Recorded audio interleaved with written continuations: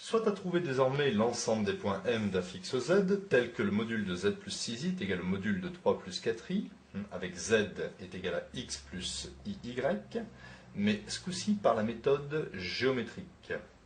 Alors, par la méthode géométrique, la méthode qui va utiliser des distances, je vais transformer un petit peu l'énoncé. Z correspond à l'affixe du point M.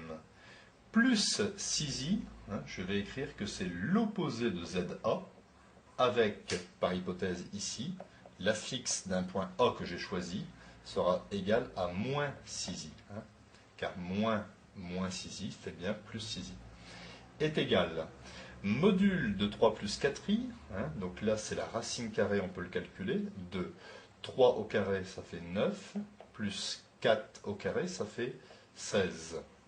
Le module de Zm moins Za correspond à la distance MA ou AM. Donc je vais écrire AM. Racine ici de 25, ça fait 5. Ainsi, l'ensemble des points M d'affixe Z tels que l'on ait cette égalité sont les points tels que la distance du point A au point M soit égale à 5. Alors je vais placer A. Alors ZA, c'est moins 6i. Je peux l'écrire comme 0 moins 6i. Donc le point A aura pour coordonnées 0 moins 6. Donc j'ai placé ici le point A et il faut placer maintenant les points M tels que AM égale 5. Donc je vais construire le cercle de centre A et de rayon 5. Donc ici je fais un diamètre.